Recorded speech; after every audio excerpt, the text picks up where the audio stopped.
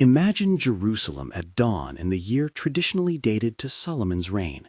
Pale light sliding over stone streets, caravans of cedar and gold-laden ships creaking up the Mediterranean coast, the sky filling with the low hum of tuneful horns. Atop Mount Moriah, a building rises like a dream hammered into wood and beaten gold, a sanctuary so bright that from a distance it seems to glow. Yet behind the carved doors of palace and temple alike, another world stirred. A private city of women, servants, scribes, musicians, and priests, all woven into the machinery of a kingdom. The question that haunts this scene, the question of this hour, is simple and strange. How did Solomon manage a household that, by some counts, included 1,000 wives and concubines? If this interests you, like and subscribe. To answer that question, we must walk two realms at once. One is the temple, its beams, its basins of polished bronze, the steady stream of ritual that kept a nation's worship alive. The other is the palace, a labyrinth of pavilions, guarded doorways, perfumed baths, and quiet offices where births were recorded, alliances negotiated, and loyalties tested. Between them moves the king, a man praised for wisdom and riches in the biblical record, and in later imagination elevated into legend. Our journey will mark carefully what Scripture reports, what historians reasonably reconstruct, and what later tales invented to explain the marvels and mysteries of Solomon's age.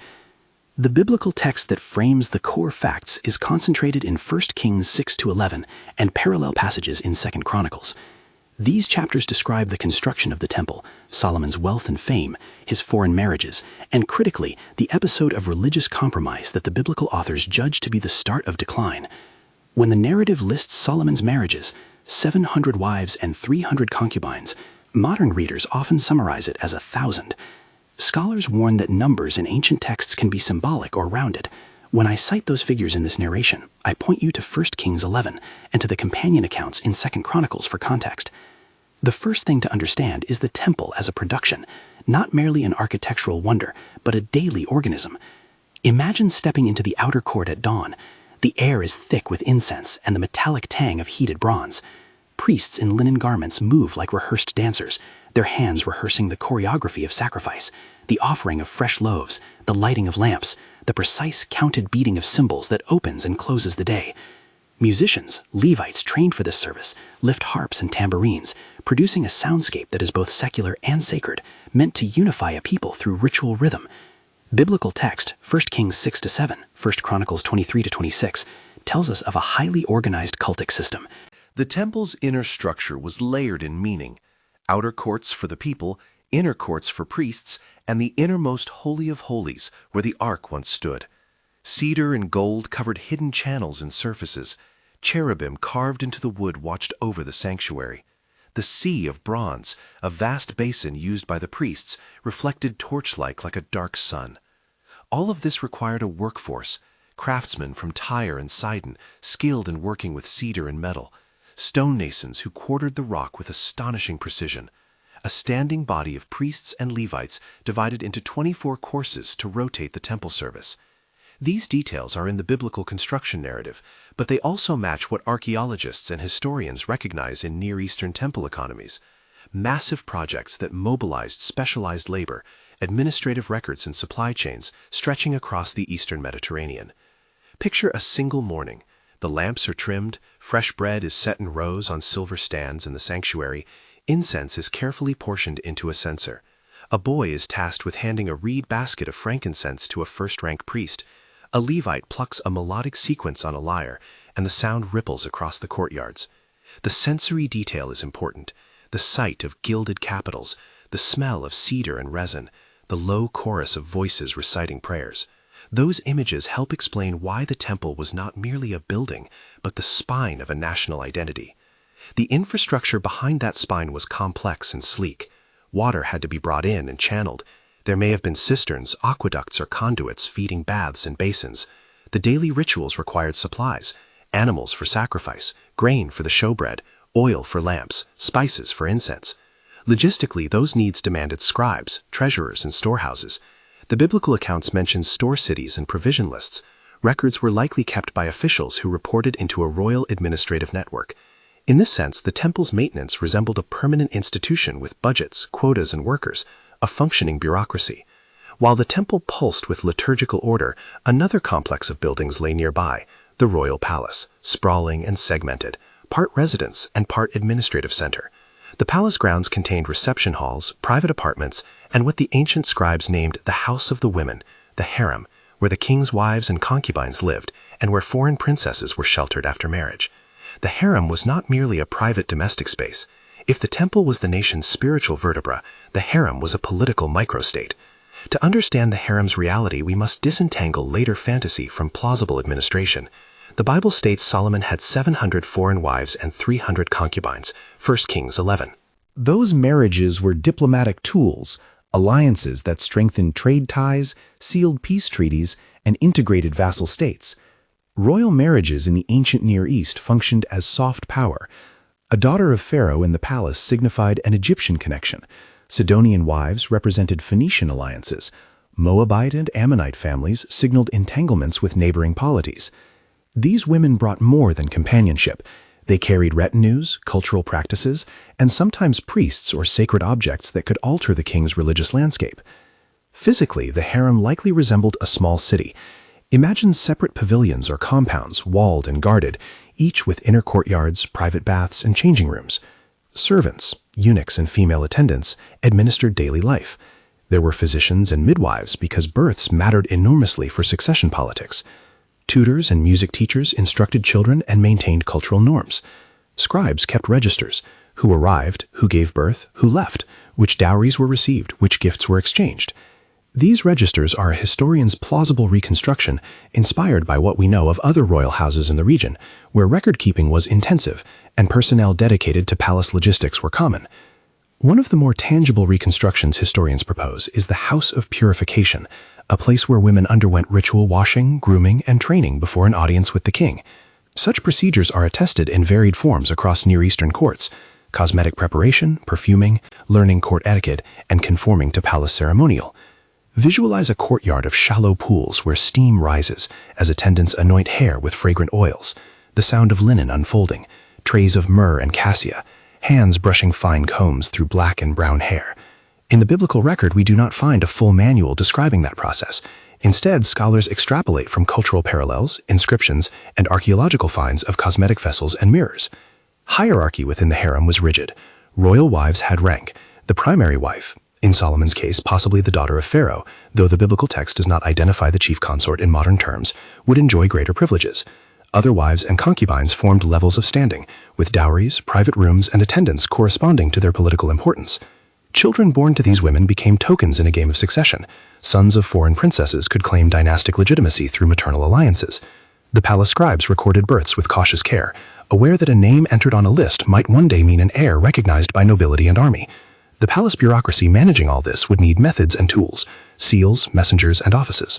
Seals, small engraved cylinders or stamp seals, authenticated documents and parcels, marking who had authority to order payments or access goods. Messengers carried sealed instructions to pavilions or provincial officials. A small team of royal scribes likely maintained registers of women, children, gifts, and household expenses. To keep a harem of hundreds functional, schedules had to exist: rotations for the king's audiences, staff assignments, festivals where the court was on public display. Entertainment was also bureaucratized. Musicians attached to the palace performed specific repertoires, poets composed occasional odes, and dancers might be trained for courtly ceremonies. Consider a typical palace day reconstructed from these practices. At dawn, a trumpet sounds, and the palace kitchens begin a commissary work that can feed hundreds. Women rise from curtained chambers. Adapters help them into gowns sewn by palace tailors. Perfume, made from resin and oil, is dabbed on the wrists and behind ears. A scribal messenger arrives with a sealed note: the king's presence will be granted this afternoon in the hall near the north garden. The harem steward organizes the rotation: which attendants will accompany which women, which room should be prepared for ceremonial display, which gifts will be presented to the king. After the audience, gifts are tallied, births are reported to the record office, and the guards log the day's comings and goings. Amid silk and spices, administration quietly hums. This portrayal should not be mistaken for romanticization. Polygamy in ancient Israel had political roots, but it also carried costs. The biblical writers and later commentators are attentive to those costs. 1 Kings 11 frames the narrative. Solomon's foreign marriages are listed and immediately linked to the problem that he loved many foreign women, and they turned his heart after other gods. The text insists that religious compromise followed the political marriages, as foreign wives introduced altars and practices that drew royal attention away from exclusive worship of Yahweh. The narrative thus crafts a moral geometry. What might look like political wisdom can become spiritual jeopardy. But the story took on layers in later centuries. Legends blossomed to explain Solomon's unique status as builder and ruler. One of the most famous apocryphal traditions is the so-called Testament of Solomon, a work dating to late antiquity and not part of the biblical canon. It recounts a king wielding a magical ring that controls demons, commanding spirits to build the temple and perform labor. This literature reflects later imaginations, not historical recordage. Voice of Scholar. The Testament of Solomon is a late antique apocryphon. It reveals more about the era that produced it than about the biblical Solomon. Such texts are cultural artifacts. They reveal how later societies tried to rationalize an extraordinary past by attributing supernatural agency to a revered king. Another powerful strand of legend is the Ring of Solomon motif, a ring that grants wisdom, power over spirits, or dominion over the elements. Medieval and folkloric accounts expand and mutate the story, but they are not part of the scriptural corpus. The critical historian distinguishes. Biblical testimony affirms Solomon's renown and wealth and recounts episodes of divine interaction, prophecy, and judgment. Later, apocryphal and folkloric layers lend magical explanations meant to bridge the human and the miraculous in popular imagination. Why do such legends matter for our question about administration? Because they point to a common impulse. When faced with extraordinary achievements, a temple of rare splendor, a complex palace, monumental wealth, human minds often seek an equally extraordinary explanation. In medieval legend, the easy answer is magic. In careful reconstruction, the answer is bureaucracy, diplomacy, and social systems. Recognizing both explanations helps us see past myth without dismissing the power of myth itself. If the ring explains legend, the ledger explains governance. The everyday reality of keeping order among hundreds of women required regular practices and institutional instruments. Schedules were crucial. The king's time, though a royal prerogative, had to be allocated to political council, temple dedication ceremonies, judicial matters, and personal audiences. Courtiers and administrators likely scheduled private audiences on rotational principles. Gifts and dowries were recorded, births and marriages noted, allegiances monitored. Eunuchs and trusted stewards served as intermediaries, controlling access to the king and the flow of information.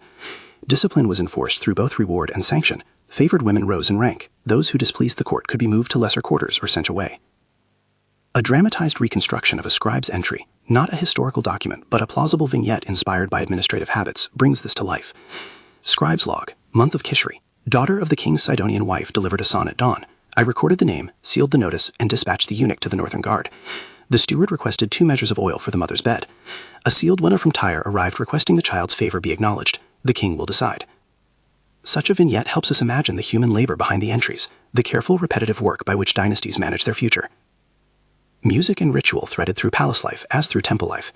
The same disciplined musicians or musical schools that served the temple could be engaged in the palace, creating continuity between devotional and courtly performance. Perfume and cosmetology were part artistry, part identification. Fragrances signaled space and status, cedar and myrrh in public halls, more intimate blends in private pavilions. These sensory cues reinforced social order. A woman's scent might identify her household or origin. A perfumed corridor might announce an imminent audience.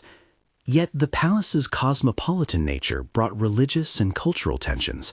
Foreign wives often maintained their native cultic practices. Priests and personal shrines could be sheltered within palace quarters.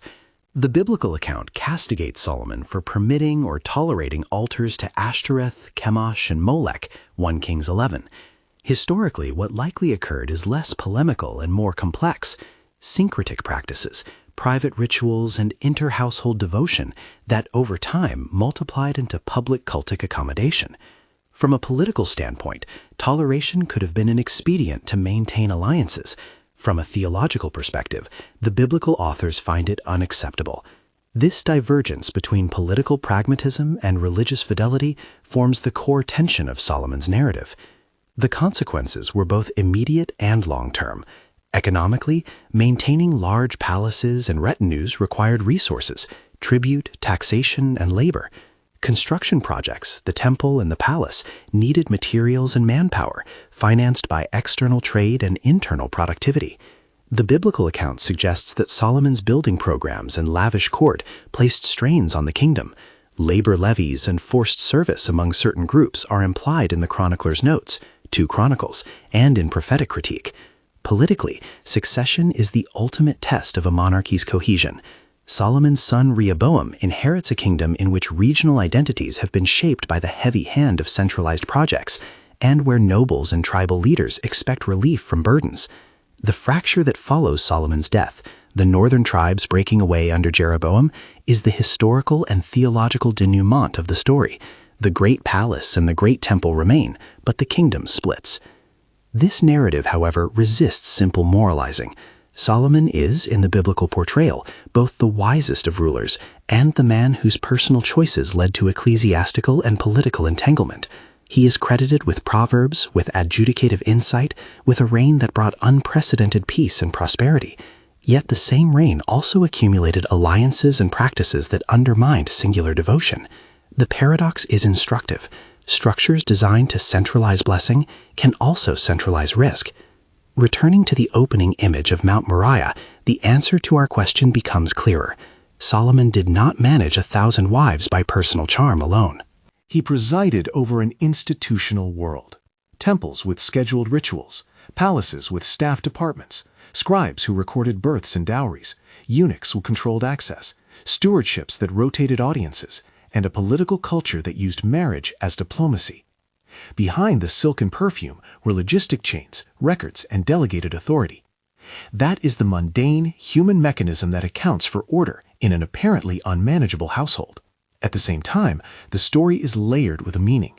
Religious fidelity contested by political expedience, the splendor of the temple shadowed by palace intrigue, the triumph of construction matched by the slow corrosion of national unity. Later legends, the magical ring, the Testament of Solomon, show how later readers sought supernatural keys to extraordinary achievements. But those legends do not negate the very real administrative ingenuity likely present at the heart of Solomon's court. Before we close, a brief note about sources and caution. Biblical accounts form our primary narrative backbone. See especially 1 Kings 6-11 and parallel passages in 2 Chronicles. When I refer to later traditions, such as the Testament of Solomon or Ring lore, I am labeling them explicitly as apocryphal or folkloric, late additions that belong more to cultural imagination than to canonical history. Modern historical reconstructions draw on comparative anthropology, Near Eastern administrative texts, archaeological evidence of palace and temple economies, and careful readings of the biblical text. Where the Bible gives numbers, like the 700 wives and 300 concubines, scholars debate whether such figures are exact, symbolic, or rounded. For our purposes, they signal scale. Hundreds of royal consorts, a harem large enough to require bureaucratic oversight. So what do we learn from this complicated legacy? First, that religious genius and political management often coexist uneasily. The same capacities that enable monumental building, centralized authority, access to resources, diplomatic networks, can also sow the seeds of compromise and social strain. Second, that prestige has cost. The temple stands as an offering to devotion and national identity. The palace, with its hundreds of wives and diplomatic marriages, is part power tool, part cultural crossroads. Third, that human institutions are rarely sealed systems. Influence flows from household to sanctuary and back, and theology becomes entangled with policy. One final reflection. The story of Solomon's temple and palace invites us to consider modern parallels without easy equivalents. Institutions today, large organizations, nations, churches, balance mission with management, ideals with diplomacy, purity with pluralism. The ancient lesson is not a simplistic condemnation of ambition, nor is it an endorsement of unreflected expansion. It is a call to attentiveness, to think through how choices in governance, alliance, and cultural accommodation shape future generations. If you want to dive deeper, the playlist linked in the description explores the archaeology of ancient Israel, the role of Phoenician craftsmen in Solomon's projects, and apocryphal literature like the Testament of Solomon with scholarly commentary. And I leave you with a question to consider. When power and piety meet, which should lead, and how can institutions guard faith while engaging with the world? Share your thoughts in the comments, and if you'd like more episodes like this, check the playlist for further reading and sources.